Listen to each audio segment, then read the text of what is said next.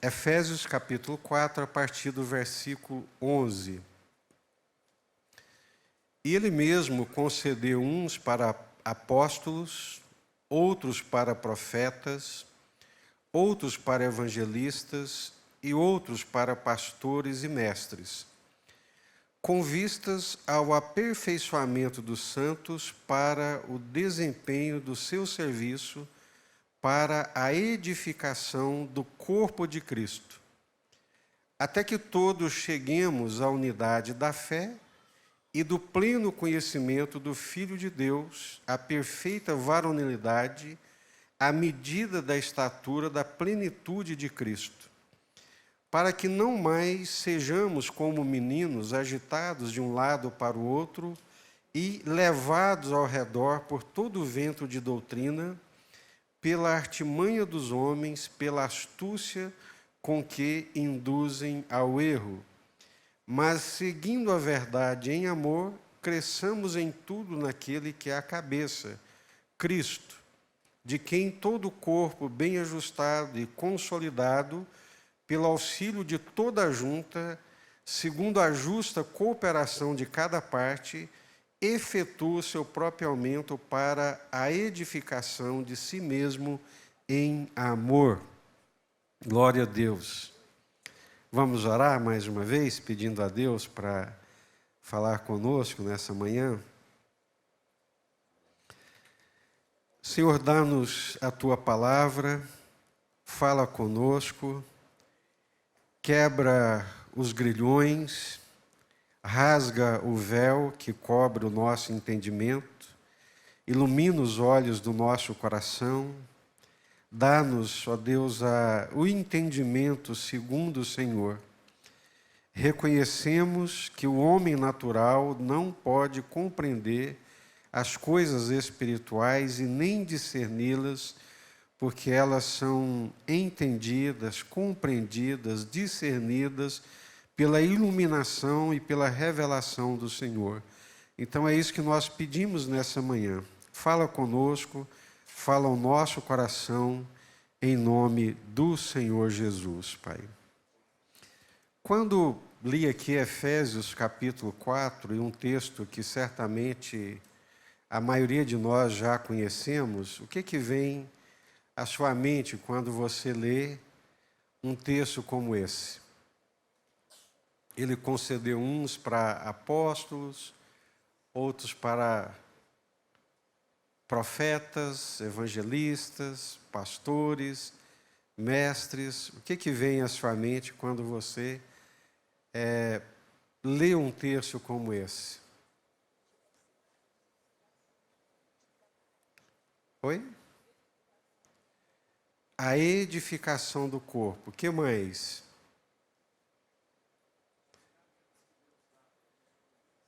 As ferramentas que Deus dá para que haja edificação do corpo.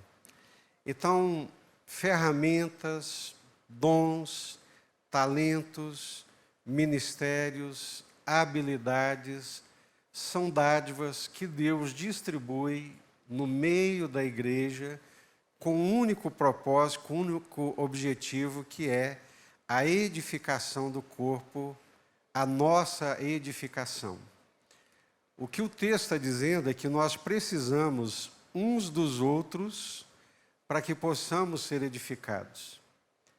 Que através da nossa comunhão e da nossa vivência de igreja, nós somos edificados, somos fortalecidos e também crescemos em direção àquilo que Deus tem para nós.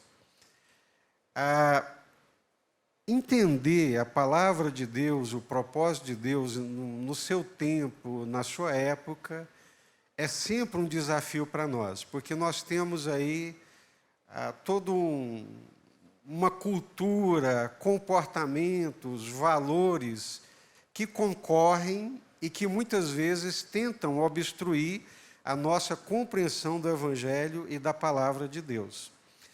Imagine se nós vivêssemos num tempo que não tivesse templo. Imagine, não tem templo, não tem microfone, não tem bateria, não tem teclado, não tem guitarra, não temos nada disso.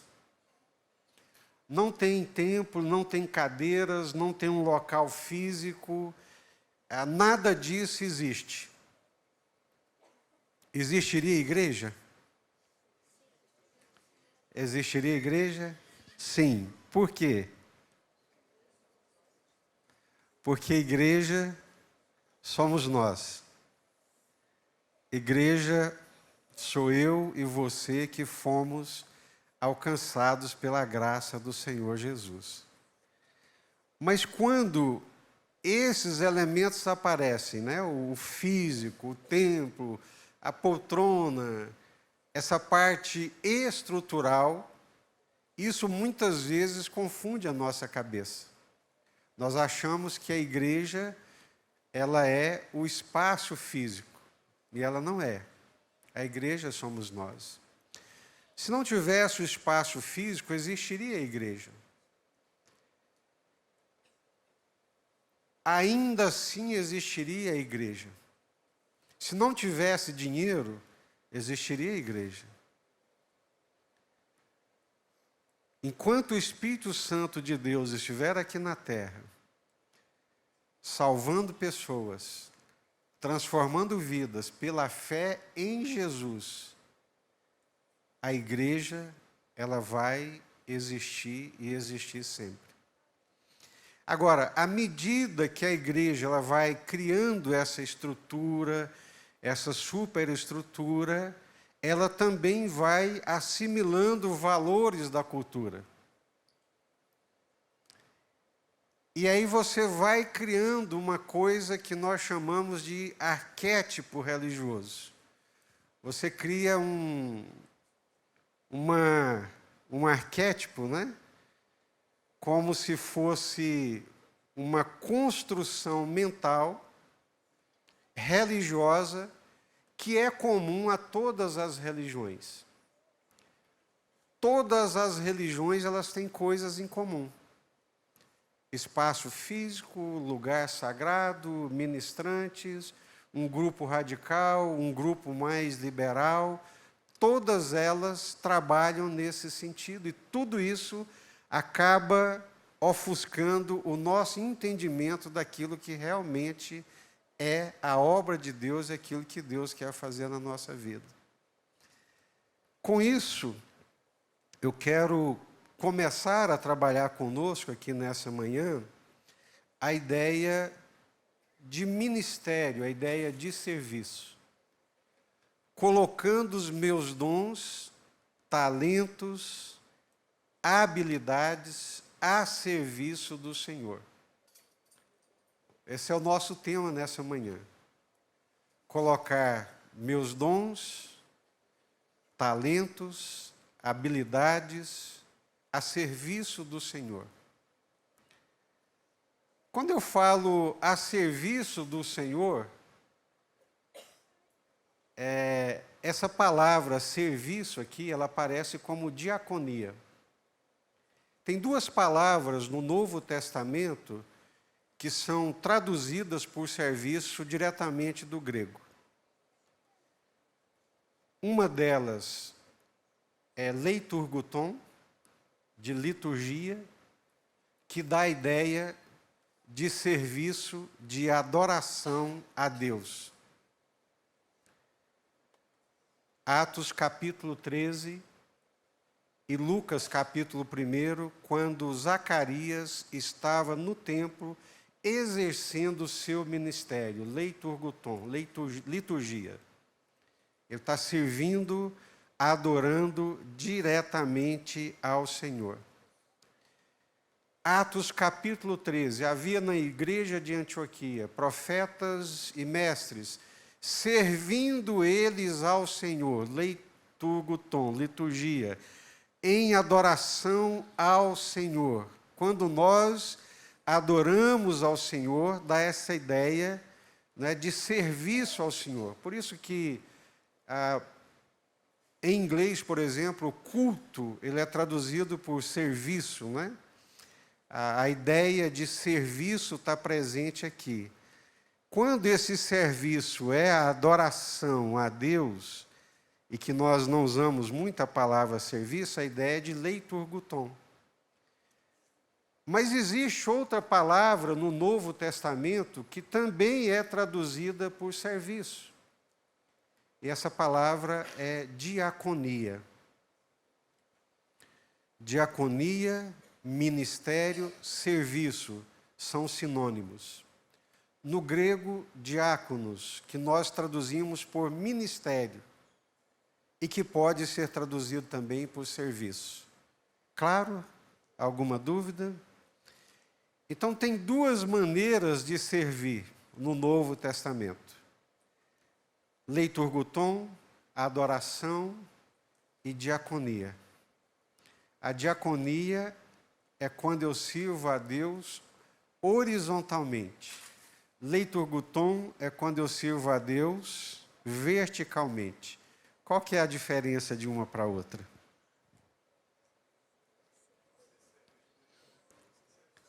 Perfeitamente. Na adoração, liturgia, leiturguton, é a minha relação, o meu serviço, a minha adoração. É quando eu me prostro, eu adoro ao Senhor. Isso é vertical, liturgia. Agora, quando é diaconia, ministério aqui, serviço, eu estou servindo ao Senhor, servindo ao seu povo, servindo a igreja.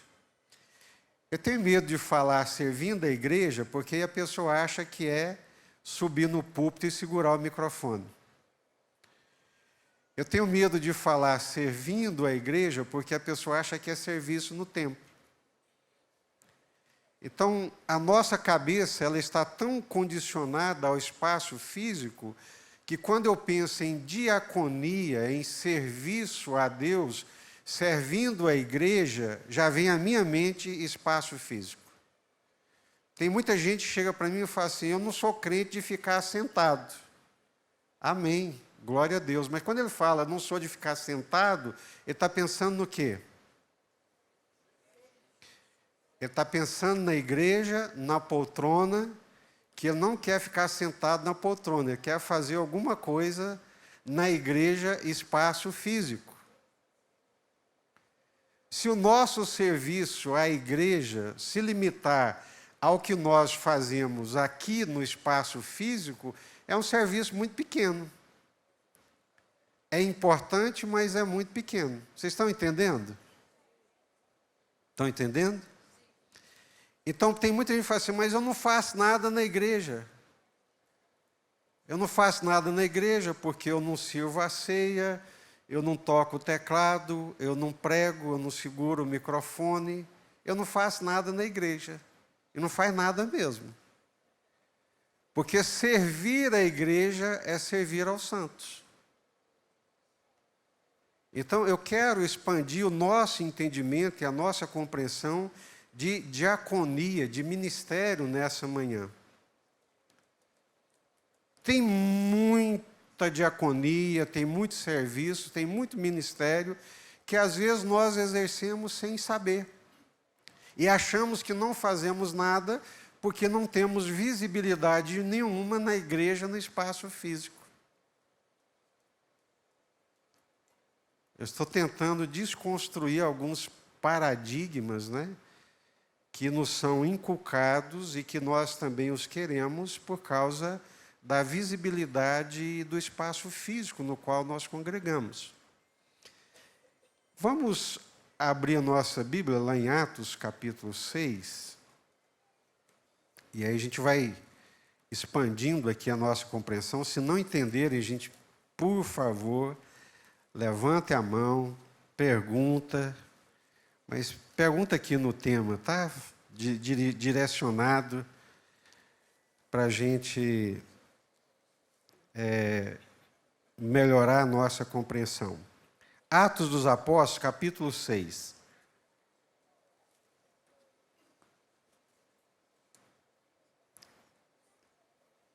Ora, naqueles dias, multiplicando-se o número dos discípulos. Quantos eram os discípulos nesses dias aí? Mais ou menos quanto? A primeira pregação foram quantos? Hã? Quantos discípulos mais ou menos eram aí nessa época?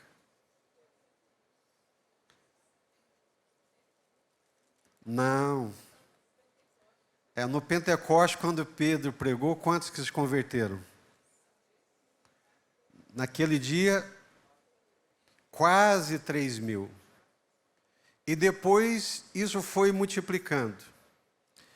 Imagine, volta e meia, o Arnaldo fala aqui, gente, a igreja cresceu muito mais rápido do que a gente imaginava. Né? Ou seja, imagine num só dia a igreja sair de 120 para 3.000. Como é que nós vamos cuidar desse povo? Naqueles dias, multiplicando-se o número dos discípulos, o que aconteceu? Multiplicando-se o número de gente, mesmo sendo gente crente, multiplica-se os problemas e as necessidades. Houve murmuração dos helenistas contra os hebreus, porque as viúvas deles estavam sendo esquecidas na distribuição diária. Já tinha lido isso na Bíblia? O que está acontecendo aqui, gente?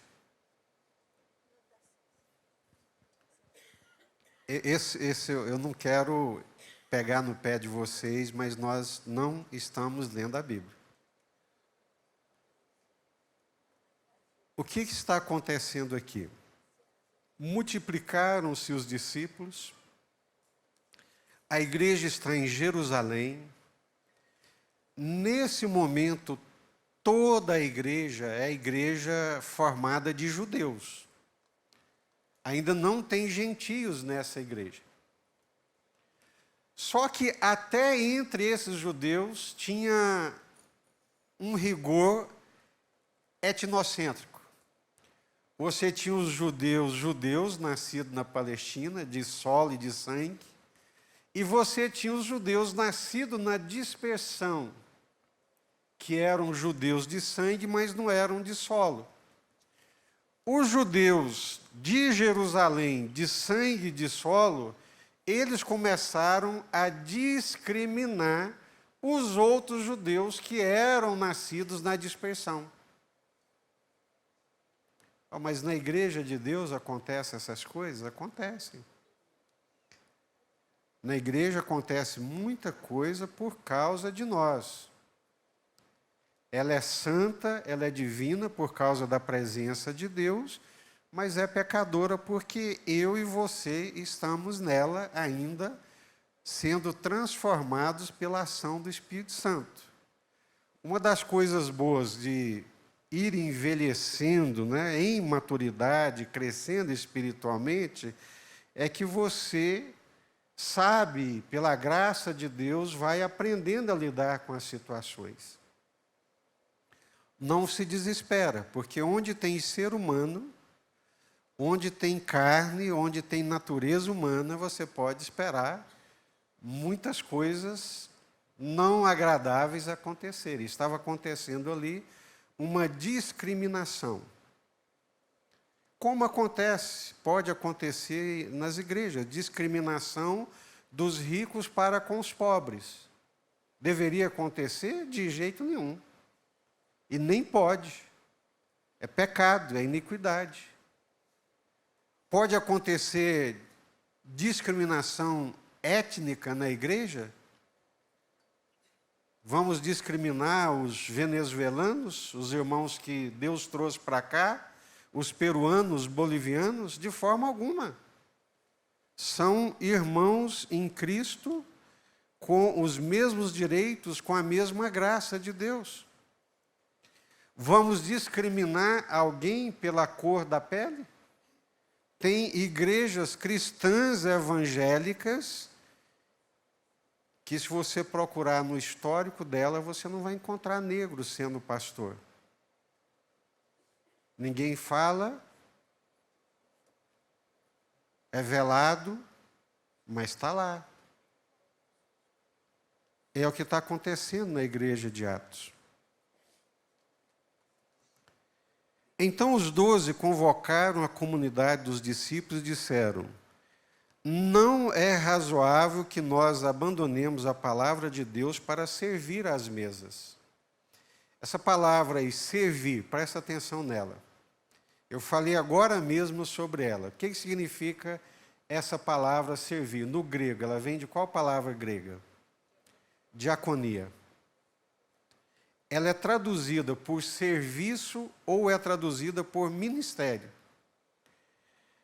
Mas, irmãos, escolhei dentre vós 7 homens de boa reputação, cheios do Espírito Santo, de sabedoria, aos quais encarregaremos dessa diaconia, desse ministério. E quanto a nós, nos consagraremos à oração e à diaconia. É a mesma palavra. Ministério, serviço, diaconia é a mesma palavra. Uns vão ter a diaconia de acolher essas viúvas, e nós fomos chamados por Deus para a diaconia da palavra. Nós vamos servir a igreja em oração e ministrando a palavra. Esses aqui vão ministrar, vão ser da diaconia, do serviço, de acolher as viúvas, de cuidar das viúvas, enquanto nós temos a diaconia, o ministério, o serviço da palavra. Por que é importante entender isso? Por quê? Quando pergunta assim, fica tão vago, né? Mas se Pedro está dizendo assim, ó, nós nos dedicaremos à diaconia da palavra, à diaconia da oração, vocês se dedicarão à diaconia de acolher as viúvas, à diaconia de servir às mesas. É o mesmo serviço, é o mesmo propósito de servir, de abençoar e de glorificar a Deus. O que isso quer dizer, gente? Que não tem distinção.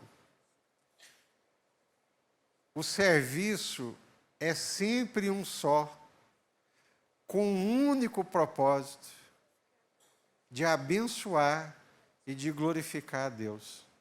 Uma pergunta dentro desse contexto aqui, pastor. Quem tem a diaconia da palavra é o mesmo serviço, é a mesma diaconia.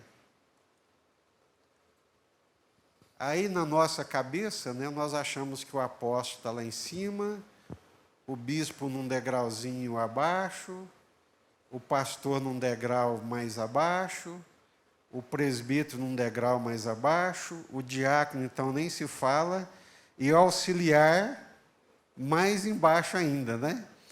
Então é uma concepção humana e mundana numa estrutura mundana que a palavra de Deus não traz essa estrutura. Sim, Silvio. Graça e paz, irmãos. Eu acho que fala muito essa pergunta aqui também, dentro desse contexto. O Mateus pergunta: pastor, eu estar na igreja adorando a Deus com todo o coração, mas sem cargos e atividades na igreja, nos torna servos inoperantes? Nós estudamos aqui primeiro os dons, talentos e habilidades. Todo crente ele recebeu da parte de Deus dons. Todo crente. Indistintamente. Se você não fez o testezinho lá, está no ar ainda, não está, José Vitor? Se não fez, faça, para você ter pelo menos uma noção daquilo de Deus que está mais presente na sua vida. Deus nos capacitou, né? E a ideia hoje, né, diante da pergunta do Mateus, é trazer para nós aqui a ideia de que todos nós colocando meus dons, talentos e habilidades a serviço do Senhor. O que eu estou querendo dizer com isso? Que todo crente tem dons, todo crente tem ministério, todo crente tem serviço, todo crente tem uma diaconia. Tem um lugarzinho para você no corpo de Cristo. Tem um serviço, tem um ministério que você pode e deve exercer no corpo de Cristo. Servindo aos irmãos, abençoando a vida dos irmãos em igreja, em corpo, né?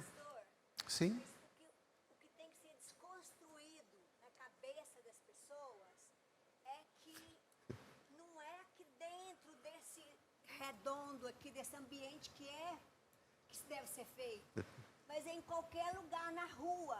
Foi construído na nossa mente, em várias Sim. igrejas, que tem que ser aqui, tem que ser visível. Isso. E não é isso. Não, é mais do que A Bíblia isso. fala até quem dá um copo de água para um servo recebe galardão. Exatamente. Por que a pessoa... Não, tem que ser na igreja. Isso. Tem que aparecer.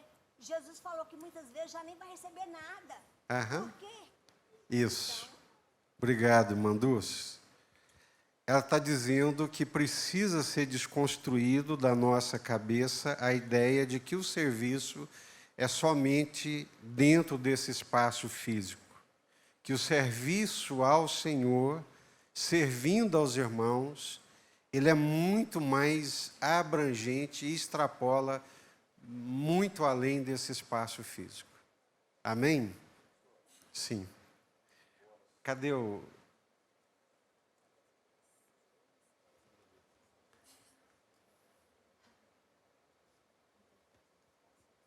Obrigado. Apesar da parábola dos talentos falar de responsabilidade, Uhum. mas essa parábola, os talentos estão relacionados aos dons? Na última lição, né, foi uma pergunta bem recorrente, acho que é 1 Coríntios ou 2 Coríntios, capítulo 4, versículo 7. O que é que você tem que não tenha sido recebido? E se você o recebeu, por que você se vangloria como se não tivesse recebido? Então, tudo que nós temos, tudo que nós somos, dádiva de Deus, é dado pelo Senhor. Aí existem os dons, existem os talentos, existem as habilidades, né? Caso, por exemplo, de louvor, está muito relacionado a talentos e habilidades. Às vezes até a genética. Mas nem por isso não deixa de ter essa graça, esse favor, essa unção de Deus, né, usando um linguajar mais cristão evangélico. Então, todas as coisas são dele, por ele e para ele. O Gruden, no seu livro Teologia Sistemática, ele diz assim: sem Deus, nada podemos fazer, mas sem nós, Deus também não quer realizar nada. Então, as realizações de Deus aqui na Terra, elas acontecem através de nós. As realizações de Deus, a obra de Deus aqui na Terra, ela é realizada, ela é feita através de nós. Deus realiza a sua obra na Terra através de nós, homens e mulheres, que nos apresentamos voluntariamente, com o coração desejoso de participar daquilo que Ele está realizando no mundo. O que o Senhor está fazendo no mundo hoje? O que o Senhor quer fazer? De que modo posso participar? Jesus disse: eu trabalho até agora porque meu Pai trabalha também. A obra que eu faço não é minha, essa obra é do meu Pai. Se eu perguntar para você, crente de 20 anos de fé, o que Deus está realizando no mundo hoje? Qual é o trabalho de Deus na terra hoje? O que Deus está fazendo? O que Deus quer fazer quais são as realizações de Deus?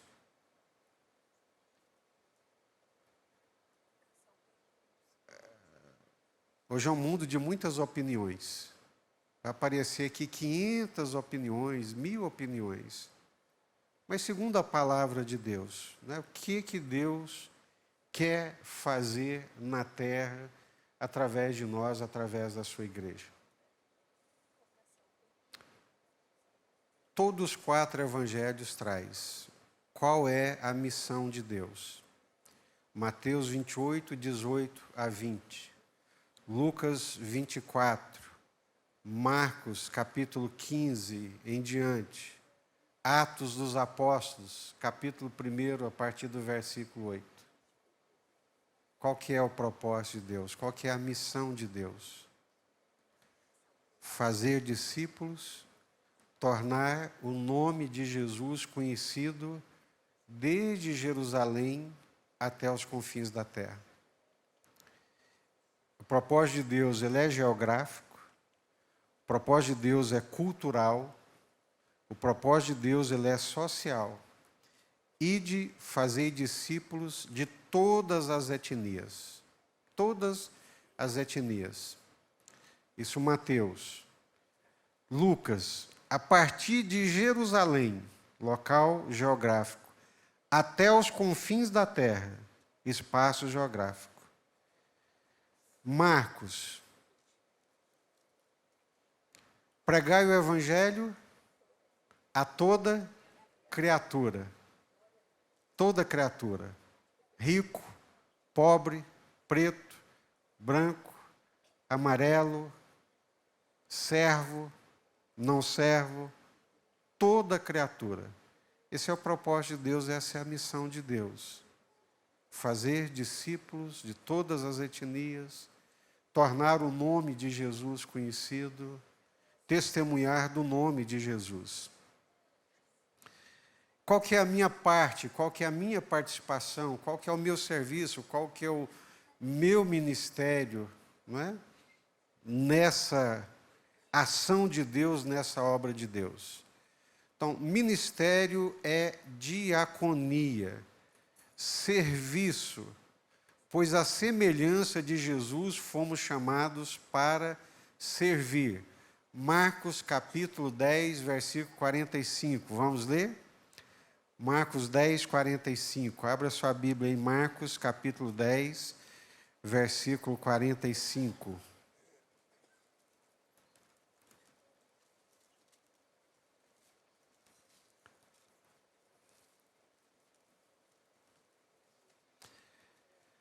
Sabe de cor esse versículo? Se não, decore. Pois o próprio Filho do Homem não veio para ser servido, mas para servir e dar a sua vida em resgate por muitos. O próprio Filho do Homem não veio para ser servido, mas veio para servir e dar a sua vida em resgate de muitos. Então, o que é ministério? Ministério é o serviço que prestamos ao Senhor de acordo com os dons e habilidades que recebemos do Espírito Santo.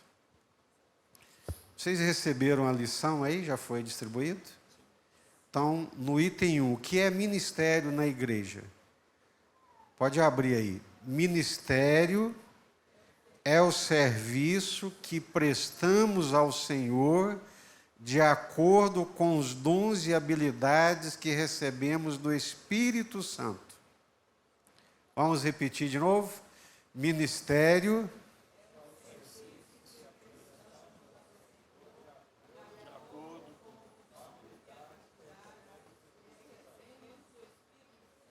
Então, ministério é serviço, é diaconia. Ministério é o serviço que prestamos ao Senhor de acordo com os dons e habilidades que recebemos do Espírito Santo. Ministério é o serviço que prestamos de acordo com a capacitação do Espírito Santo. Para exercer serviço ao Senhor na igreja, servir aos santos, isso só pode ser feito e realizado na capacitação do Espírito Santo de Deus. É Deus quem capacita, é Deus quem distribui dons, Deus quem distribui talentos. Eu contei para vocês, né, e contei aqui num sentido de confissão e de arrependimento. Deus me abençoou demais, eu fui professor durante 10 anos. Nunca tinha entrado numa sala de aula, a primeira vez que eu entrei numa sala de aula como profissional, como professor, foi aos 24 anos de idade, a minha primeira experiência, não tinha pedagogia, não tinha ainda pós-graduação em livre-docência, docência superior, que eu fiz depois, mas entrei na sala de aula pela primeira vez, dei a aula e foi extraordinário. Eu pensei, gente, eu sou bom mesmo nesse trem. Aí depois, com a maturidade, eu fui descobrir que não era eu. Era o Senhor, era a graça do Senhor. É o Senhor. Tímido, introspectivo, encolhido, cheguei na igreja, a primeira atividade que eles me deram na igreja foi lecionar para os jovens. Primeiro trabalho que exerci na igreja. É o Senhor ou não é o Senhor?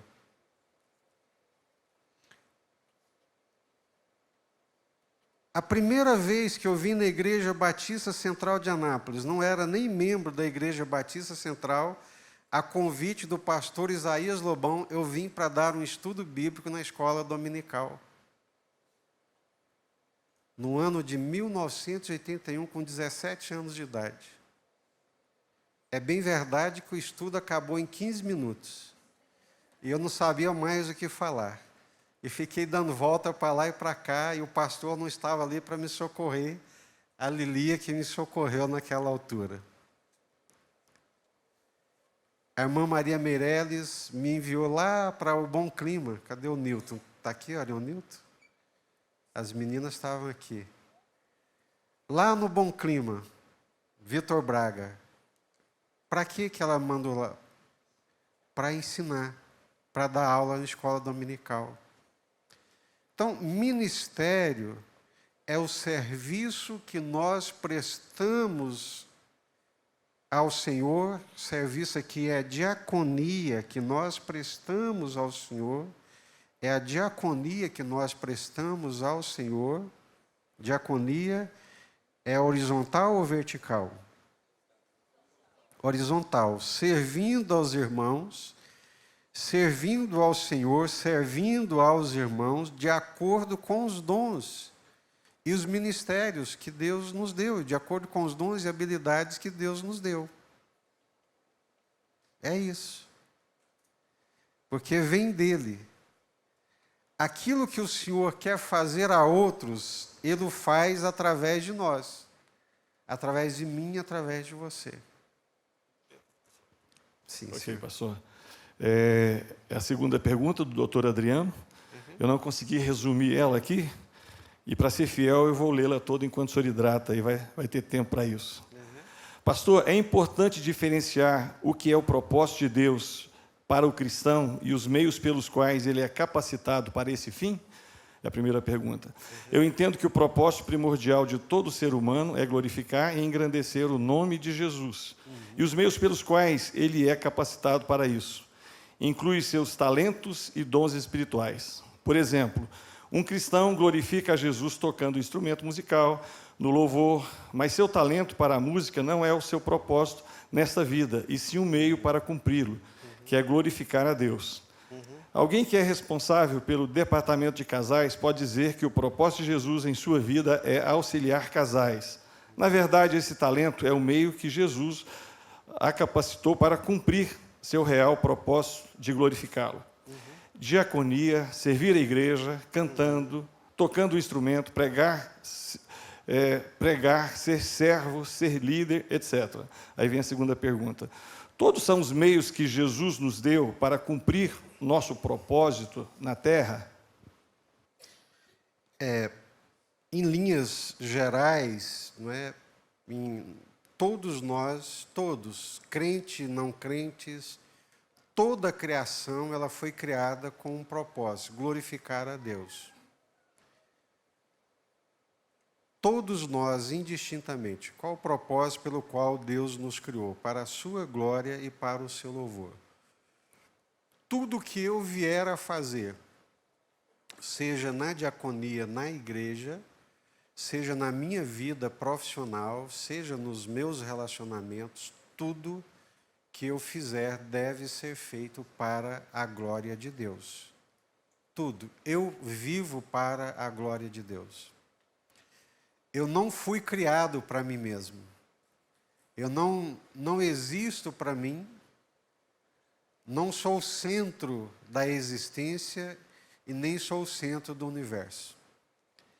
Talvez essa seja a parte mais difícil, Adriano, de entender o que é a conversão.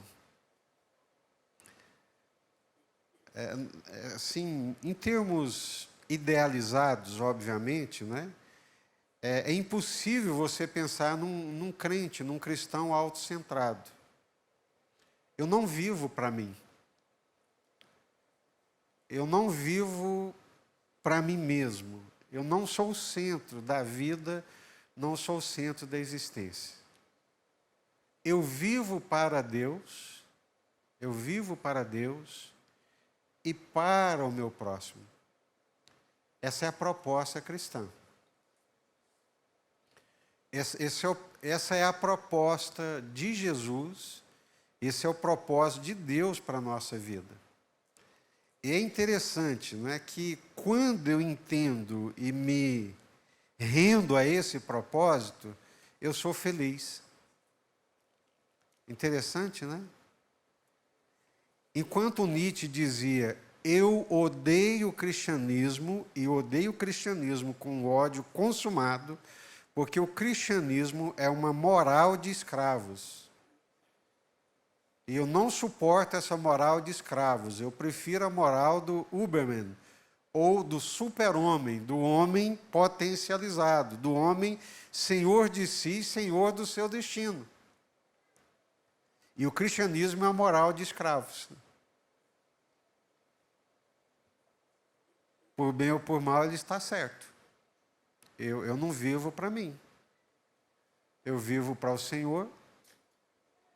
Eu imponho e tenho limites. Eu vivo para a minha família. Eu vivo para os meus irmãos em Cristo. Esse é o propósito de Deus para a nossa existência, principalmente nós cristãos. Então, o propósito da minha vida é glorificar a Deus, seja fazendo o que for. Agora, na igreja, em termos específicos, né, aí tem dons específicos, tem serviços específicos, que também vou realizá-los para a glória de Deus, para que o nome de Deus seja glorificado através desses trabalhos específicos, desse serviço específico.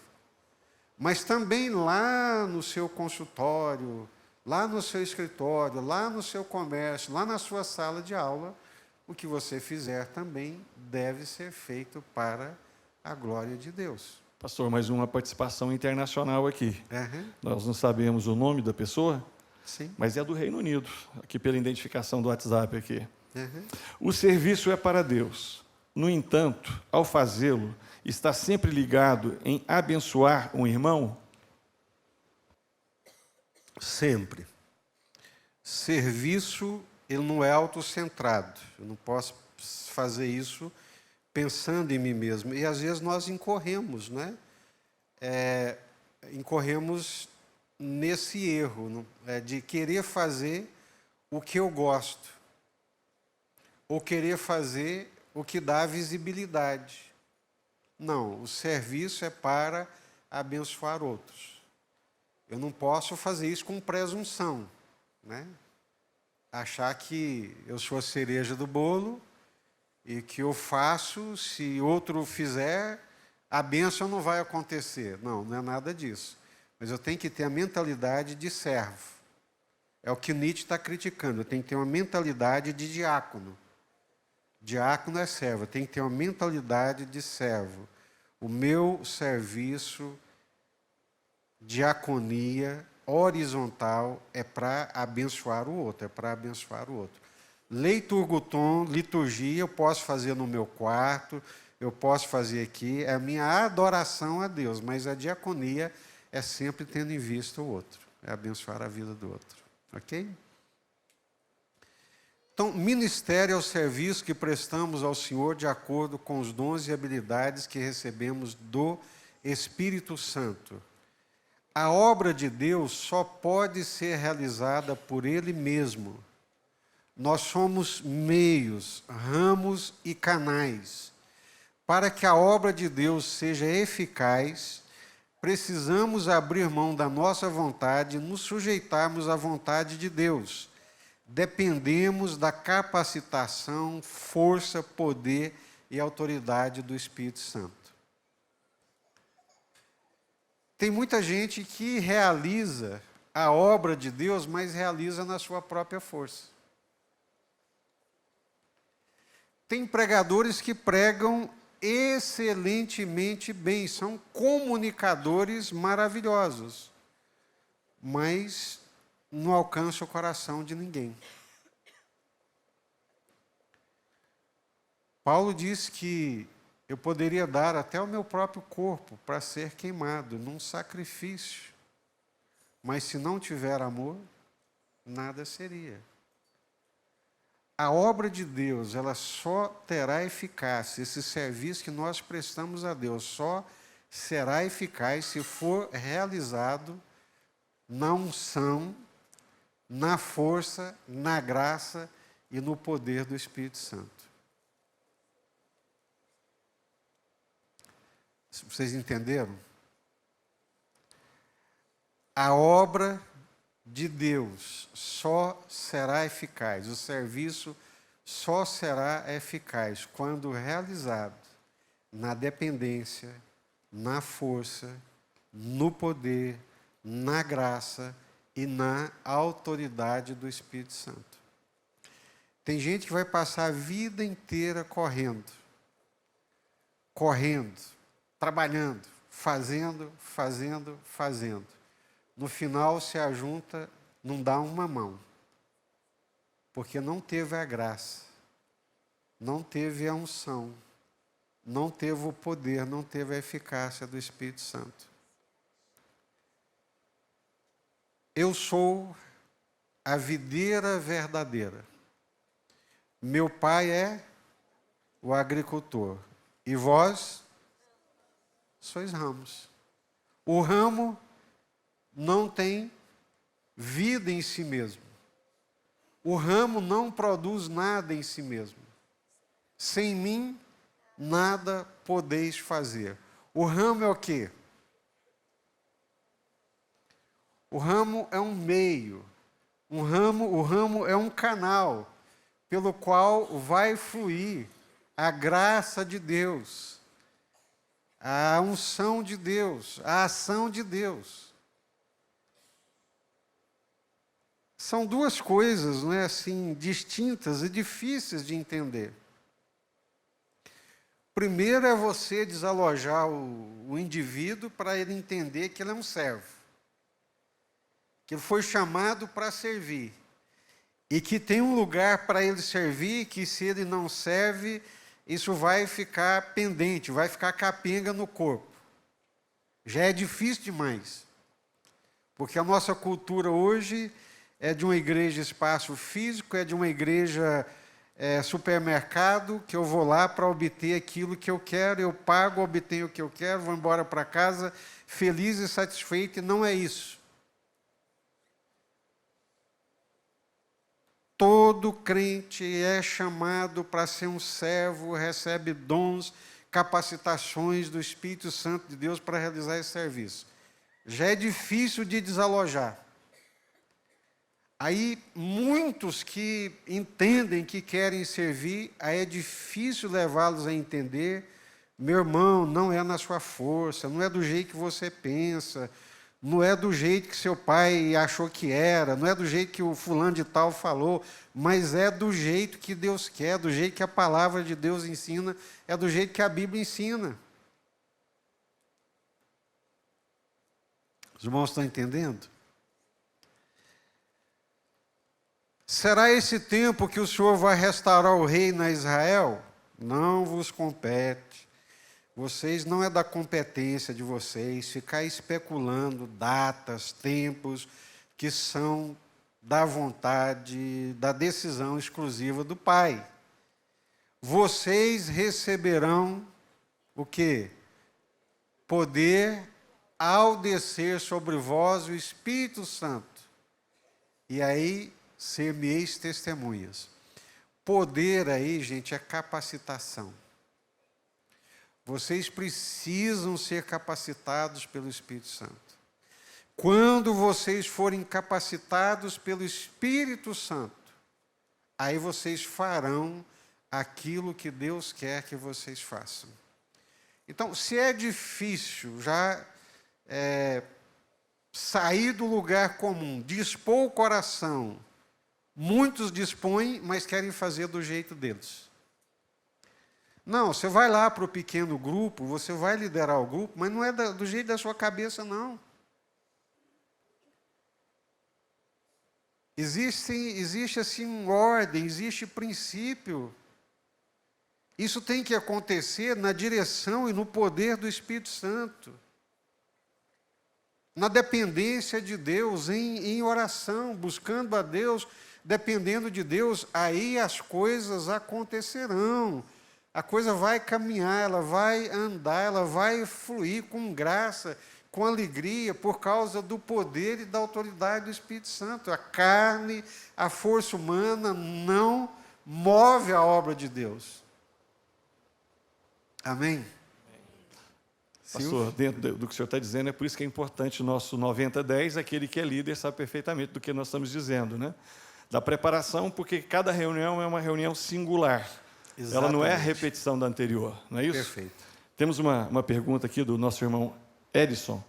Ele quer saber um exemplo prático de como desempenhar o dom do conhecimento fora da igreja. Excelente. Esse dom do conhecimento, né, da revelação do plano de Deus. O Edson está ali. Eu, quando leio Romanos, eu fico impressionado. Falo, gente, como que Deus abriu as cortinas para esse homem, para Paulo? Como que Deus abriu as cortinas para João? Extraordinário.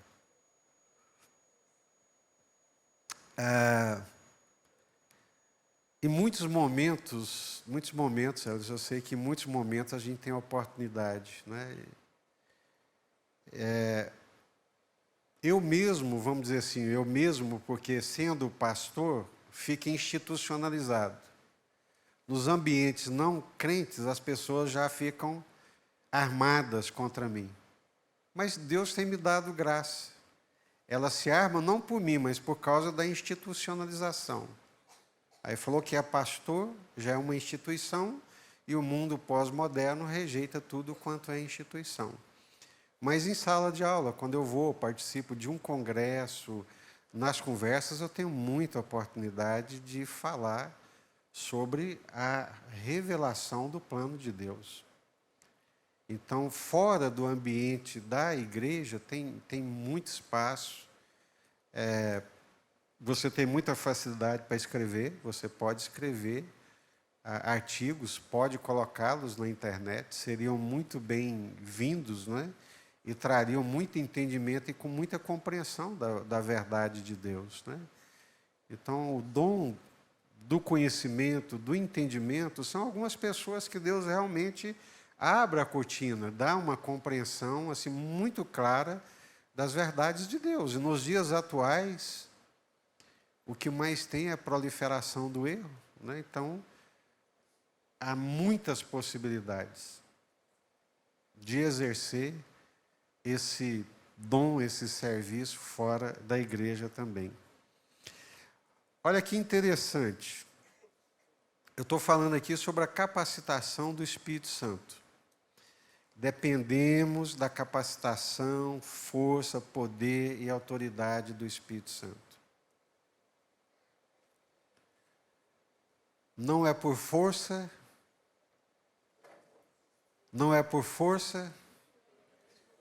nem por violência, mas, diz o Senhor, esse texto bíblico está se referindo a quê? Esse texto é uma referência a quê? O povo voltou da Babilônia para a Judéia, para Jerusalém, e tinha que fazer a obra que era a reconstrução do templo.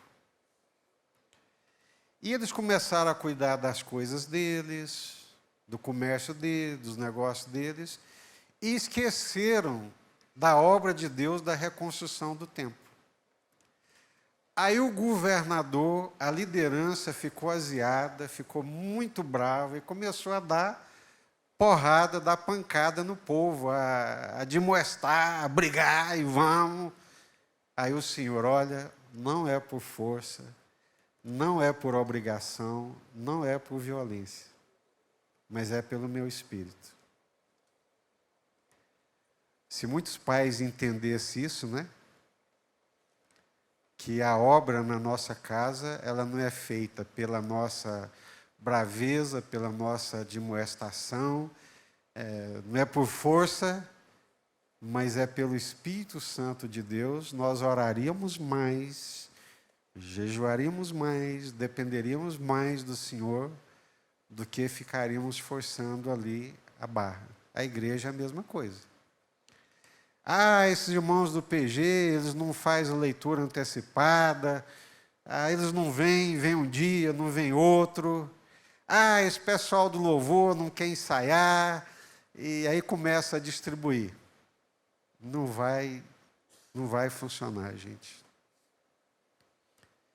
É o Senhor, é o Espírito do Senhor, é o poder do Espírito Santo de Deus. Esse fulano, já visitei tantas vezes, ele não toma posição, ele não quer nada, isso aí não vai dar em nada. Você não sabe. A gente sabe uma coisa, se o Espírito Santo de Deus agir, se o poder de Deus se manifestar, barreiras caem, impedimentos saem, e a coisa caminha. E caminha por causa do poder de Deus. Mas é o que eu falei para vocês. Uma das coisas mais difíceis para a natureza humana arrogante que é depender do Senhor. É buscar ao Senhor e depender do Senhor. Como é que foi o ministério de Jesus? Abra sua Bíblia em Lucas, capítulo 3, 23. Evangelho de Lucas, capítulo 3, versículo 23.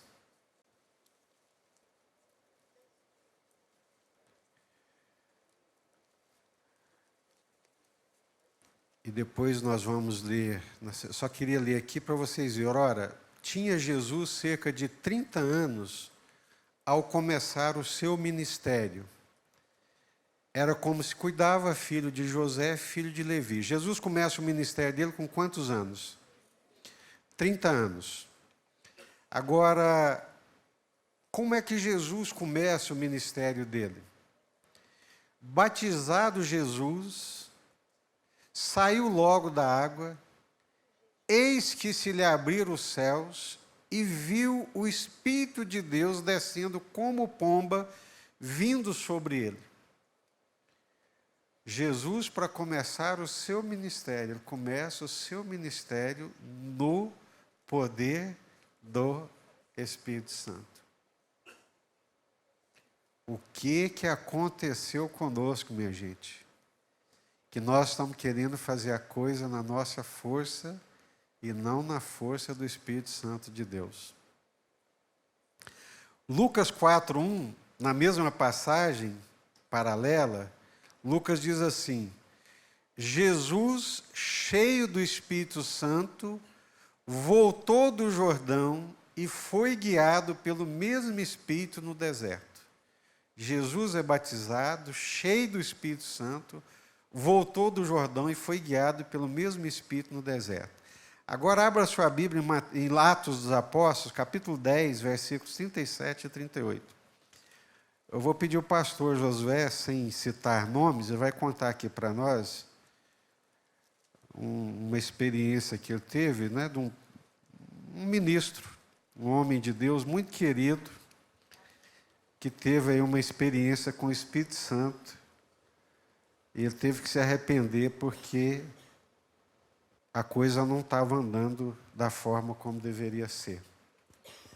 Só um pouquinho, pastor Josué. Atos 10, 37 e 38. É uma referência a Jesus. Acharam? Vós conheceis a palavra que se divulgou por toda a Judéia, tendo começado desde a Galiléia, depois do batismo que João pregou, versículo 38. Como Deus ungiu a Jesus de Nazaré com o quê? Com o Espírito Santo e com o poder, o qual andou por toda parte, fazendo o bem, curando a todos os oprimidos do diabo, porque Deus era com ele. Como é que Jesus começa o seu ministério? No poder e na autoridade do Espírito Santo de Deus. Gente, eu não posso ir lá para o PG sem esse poder, sem essa autoridade do Espírito Santo. Eu não posso fazer uma visita sem essa dependência do Espírito Santo. Eu não posso exercer a minha diaconia, a qual Deus me chamou, se não for pela graça de Deus, pelo poder do Espírito Santo. É só Deus, para ter misericórdia da gente, dar esse entendimento, essa compreensão, essa dependência, porque senão nós vamos continuar arrogantes e ofendendo a Deus, ofendendo o Espírito Santo. Pastor Josué, não precisa citar nome, só conta o milagre, mas não conta o santo. Até mesmo porque fica até sem jeito de falar isso, mas tudo bem. Ele tinha uma resistência aos dons, devido à história que teve. Então, na igreja ele pregava, mas era proibido falar no Espírito Santo, só a cristologia, só falava sobre a cristologia. E não falava no Espírito Santo. Em uma madrugada, o Espírito Santo acordou ele. E eu falou assim, eu preciso te mostrar algumas coisas. E começou a mover ele por dentro. E ele começou a desesperar, e começou a chorar, e começou a gritar. Aí eu falei assim, pô, você podia ter falado em língua. Eu disse, pior é que eu falei. Eu falei assim, pior não, melhor. E aí falou assim, que aí o sermão de domingo foi diferente.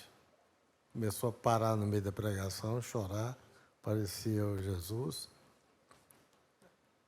E aí no final ele chamou, coisa que nunca tinha feito, chamou a igreja, ele achava que a igreja estava bem doutrinada, a igreja quase toda foi na frente, todo mundo se arrependeu. E foi um culto diferente. De lá para cá, só prega na força do Espírito. Nunca é tarde para aprender, né, pastor José? Vocês entenderam, né, o que o pastor José está dizendo. Esse entendimento da dependência do Espírito Santo de Deus. Uma das coisas que marcou a renovação espiritual, né, daí veio a Batista Nacional, foi o intelectualismo, o racionalismo. O racionalismo ele começou a tomar conta dos púlpitos. Pastores muitíssimo bem preparados intelectualmente, o que é bom, mas se não tiver a graça e o poder do Espírito Santo, não resolve absolutamente nada. Uma coisa não exclui a outra, mas naquela época virou uma coisa muito eclesiástica, sabe? Muito humana, muito intelectualizada, muito racionalizada. E aí Deus começou a levantar pastor Ernesto Onini, pastor José Rego do Nascimento, Rosivaldo de Araújo e tantos outros, né? Dizendo, gente, nós precisamos pregar a palavra no poder do Espírito Santo. Nós precisamos pregar a palavra genuína, mas na graça e no poder do Espírito Santo. Então, o ministério de Jesus, o ministério de Jesus foi na força e no poder do Espírito Santo. Quando foi que Pedro começou o seu ministério, o apóstolo Pedro? Qual foi o marco assim, inicial do seu ministério? Foi o dia que ele levantou em Jerusalém, pregou um sermão, um pescador, indouto, iletrado, pregou um sermão e 3.000 pessoas se converteram. Porque ele pregou esse sermão logo após o Pentecostes. Todos foram cheios do Espírito Santo. Todos. Ali em Atos capítulo 2, versículo 1, 4. O Espírito de Deus capacitou Pedro de uma forma extraordinária e sobrenatural. Ele se levantou e pregou ousadamente com uma sabedoria divina para uma multidão zombeteira e enfurecida. Resultado, o poder do Espírito Santo quebrantou e converteu aqueles corações. Assim, são coisas que a gente ouve, guarda, não usa para o mal, né? Mas eu me lembro, eu era novo no ministério, estava começando o ministério, e aí me telefonaram, olha, está vindo o pastor fulano de tal, lá de Goiânia, e ele quer fazer uma visita para o senhor. Eu falei, tudo bem, chamei o pastor Tadeu, sentamos lá no nosso gabinetezinho e ficamos esperando. Chegou uma comitiva muito grande, né? E eu pensei que era uma visita espiritual, pastoral, mas era uma visita política. Nós viemos aqui porque nós temos que eleger o fulano de tal, a governador do estado, porque se nós o elegermos, os canais estarão abertos para nós, o povo evangélico. Eu, novo em idade, novo em experiência, fiquei caladinho, né? Pensando comigo, os canais que nós precisamos de ter abertos são os canais dos céus, não são os canais dos palácios. O dia que nós acharmos que se o palácio for nosso, o dia que nós acharmos que o domínio for nosso, isso vai resolver a nossa vida de igreja, a nossa vida cristã, irmãos, aí nós estamos cegos, aí nós estamos bem ruins mesmo, né? Nós precisamos do poder do Espírito Santo. Pedro se levantou cheio do Espírito Santo e na sua pregação houve uma ação poderosa do Espírito Santo. Então, eu estou querendo que vocês entendam que ministério, serviço a Deus tem que ser na direção de Deus, dentro da vontade de Deus, nos dons que o Espírito Santo nos deu e, Adriano chamou muito bem a atenção, para a glória de Deus. Não é meu ministério, irmãos, é do Senhor. Amém. Né? Para a glória do Senhor. Pastor, dá para fechar com as duas últimas perguntas aqui? Sim. De 2 Marcos. O servir na diaconia seria uma manifestação consciente do crente à ordem de Deus e não necessariamente devemos esperar uma manifestação sobrenatural. E a outra que está muito dentro do que o senhor está falando por último aí, o Marcos Santos diz que ele teve um professor na escola que se converteu. Colocaram ele para dar aula na escola bíblica dominical e não deu muito certo. Uhum. Nem sempre nossas habilidades no secular pode ser considerado talento para usar na igreja? Perfeitamente. Olha que interessante, né? Foi um exemplo muito jóia, os dois, não é? A manifestação do Espírito Santo nem sempre ela acontece de uma forma estática, né? É engraçado que na minha infantilidade espiritual, né, muitas vezes eu ficava pensando, Senhor, por que o Senhor não me visitou como visitou o apóstolo Paulo no caminho de Damasco, né? Que foi uma coisa extraordinária, o céu se abriu, a glória se manifestou. Era uma infantilidade minha, né? Porque Jesus, o mesmo Jesus, de uma forma muito simples, pacificadora, mas me alcançou de uma forma extraordinária também. Nós achamos que nós somos tendentes a achar que o extraordinário tem que ter aquela epifania, né? aquela êxtase. Não. Deus age, o Espírito Santo de Deus age na simplicidade, né? Não precisa cair fogo dos céus. Elias fez descer fogo dos céus, achou que o povo ia se converter, criou uma expectativa, agora o povo se converte. E ninguém se converteu. O rei não converteu, a rainha não converteu, e a expectativa frustrada adoeceu o coração dele. Ele queria morrer. Queria morrer por causa de uma expectativa criada a partir de sinais. Então, Jesus começa o seu ministério no poder do Espírito Santo. Paulo,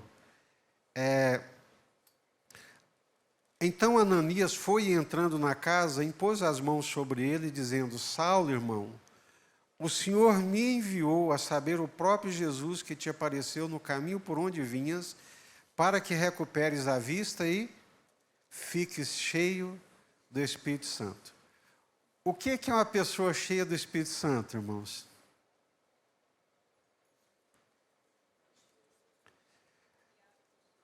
Uma pessoa cheia do Espírito Santo é uma pessoa que tem o fruto do Espírito. Ela é mansa, ela é humilde, ela é serva, tem um coração de servo, tem um coração obediente, porque é controlado pelo Espírito Santo. Reteté não é sinal de ser cheio do Espírito Santo. Muitas vezes, a irmã Lindinha quer falar. Então leia, por favor, e nós vamos encerrar.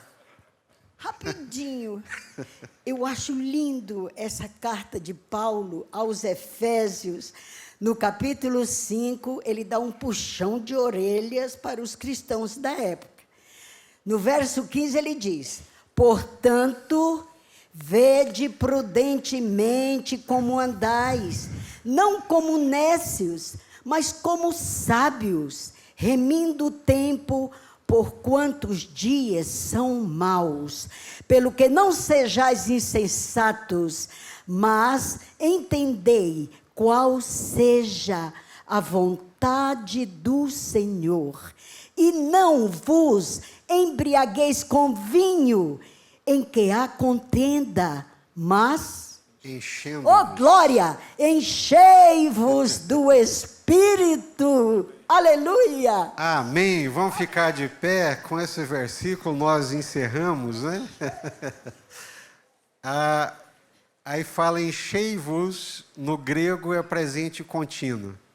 Enchendo-vos. Ou seja, o encher é um presente contínuo. O ser cheio hoje precisa ser cheio amanhã novamente. A obediência de hoje não serve para amanhã. Todo dia eu tenho que estar enchendo, obedecendo. Resumindo a nossa lição, todos nós recebemos dons que devem ser colocados a serviço do Senhor, e para esse exercício nós precisamos da graça de Deus. Precisamos do poder de Deus, precisamos do poder do Espírito Santo de Deus. Amém? Pai, nós te louvamos por essa manhã. Pedimos ao Senhor que aplique essa palavra na nossa vida, no nosso coração. Naquilo que não conseguimos explicar, que o Teu Espírito Santo possa dar o entendimento pleno. Deus, quebra grilhões, derruba barreiras, leva-nos a uma posição de dependência do Senhor, de entender que tudo que o Senhor quer de nós é que sejamos canais, instrumentos, ramos para a tua glória e para o teu louvor. É a nossa oração em nome do Senhor Jesus, Pai. Amém?